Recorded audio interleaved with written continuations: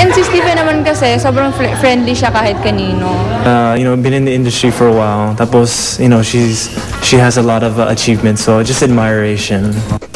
Naging malapit sa isa't isa noong Starstruck Season 5. Subalit kahit matagal nang tapos ang reality competition, nananatili ang pagiging malapit nila Steven Silva at Diva Montalaba sa isa't isa. Pero unti-unti na nga bang nagkakalayo ang loob nila dahil sa mga taong nakilala nila after Starstruck?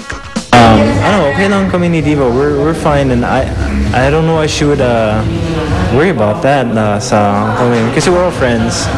Hindi naman. Medyo I think it's very natural na may hindi pagkakaintindihan. And wala pa namang hindi naman sobrang committed kami sa isa't isa na pwedeng may word na pagkakalabuan. Yung mga lang, petty things. Naiintriga pa ngang call off ang dalawa kahit di pa man umaamin sa kanilang relasyon. With Diva, we're really close. I really depend on Diva a lot. She's always there for me. We're always there for each other. Kung tatanungin nyo kami, yun lang din yung sagot namin. Special kami sa isa't isa. Meron kaming special relationship. Pero pag pinag-uusapan ng mga bagay na kailangan, ito tayo, committed tayo sa isa't isa, kailangan mo ipaalam sa akin lahat ng ginagawa mo, stuff like that, wala po. Walang ligawan? Wala pa. May balita pang ipapares si Steven kay Chris Bernal. About that, yeah, I'm really excited. Really excited and just wanting to get started. Kasi parang it would be my first big shot. So, and siyempre, kasama ko si Chris Bernal, so it would be really nice. We had a show together sa States last month sa Sacramento. Ang hometown ko mismo sa States. So, I was talking with her. She was there for vacation and But recently, ang nakikitang kausap daw ni Steven through Twitter ay si Pauline Luna. Medyo extra nice daw ang tweet ninyo ni Pauline sa isa't isa. Ay, ganon. Kasi andun siya sa States, so nag-meet kami sa Spin It to Win It taping. So after that, medyo just, kasi dati I met her before, pero hindi masyado close kami. Pero after I met her, sabi ko sa kanya, hi Miss Paulina, I'm Steven. Para I just introduced myself. Sabi na, huy, wag, Miss, I'm not that old. So I said, oh, sige, ate na lang. She said, wag na, just Pauline. Pero after that, we became friends. Naging friends kami. And she tweeted kasi andun siya sa States para eat bulaga. So, syempre, andun siya sa States, sabi na like, oh, it's so boring here. Parang sabi ko, I tweeted her back, nagingit ako, andun ka sa States. Sana I was over there.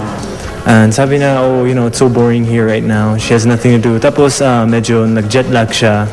So, I was just talking to her to tweet. Yeah, pero I exchanged tweets with everybody. No big deal naman yun. Twitter yun, so it's open to everybody. And I'm sure na nakita niya and nawala naman talagang mali. It's just 3 tweets. Like, saan yung show nyo? Sinagot ko.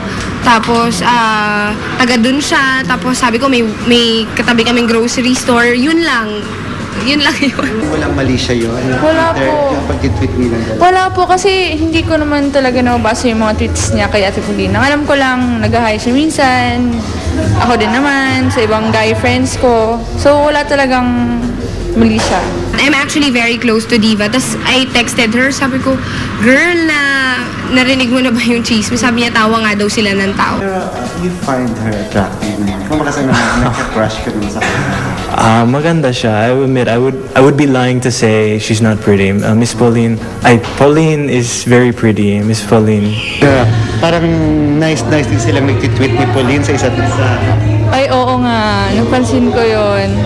And si Steven naman kasi, sobrang friendly siya kahit kanino. So, yun, siguro. May crush ka sa kanya?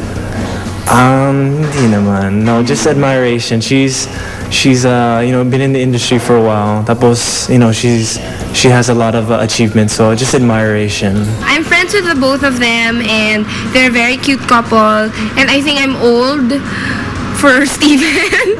And for this issue, parang medyo pambata. So, I have better things to do.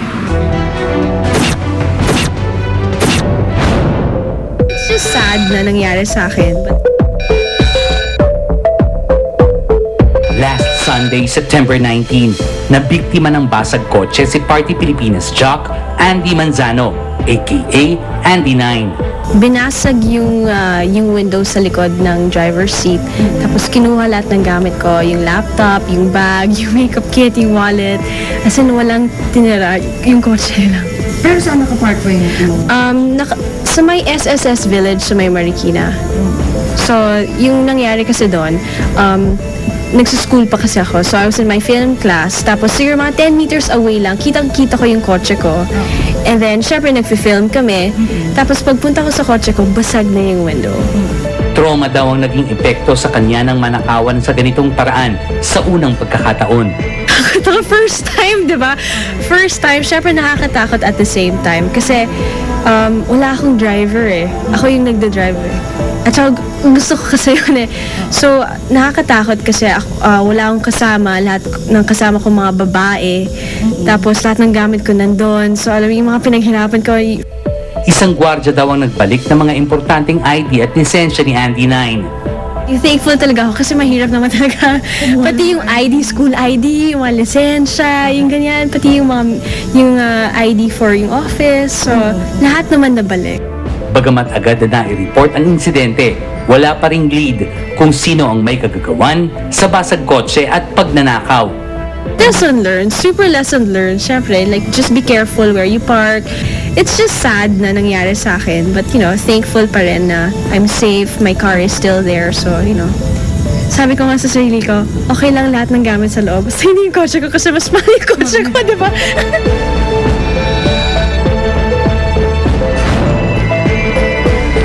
Please join Avon and GMA in its fight against breast cancer by joining the Walk and Run events this October. To join the walk, simply purchase the limited edition Kiss Goodbye to Breast Cancer t-shirt at $149 per. To join the run, registration of 500 pesos includes a singlet, race number, and giveaway. Proceeds from this will support the PGH Breast Care Center and selected provincial hospitals.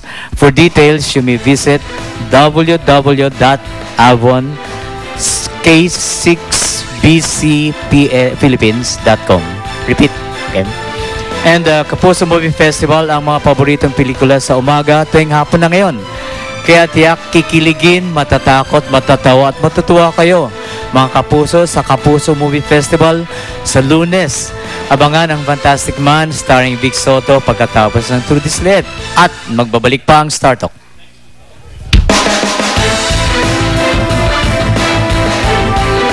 Magbigay daan kaya ang tinatamasang tagumpay ni Charis ngayon sa Glee upang makilala sa international scene ng ibang Pinoy talents? Oo, B hindi. To vote, just type React space A or B and send it to 4627. At kung hindi pa nakakapag-register, just type React space on and send it to 4627. O ano, TX na! Ano ang naghihintay kay Lizelle Sicangco ngayong ikinasal na ang dating asawang si Robin Padilla kay Mariel Rodriguez? Ang eksplosibong panayam kay Lizelle mula sa Australia, ang panawagan kay Robin. Walang itatago at ibubunyag. Tutukan! Start TX!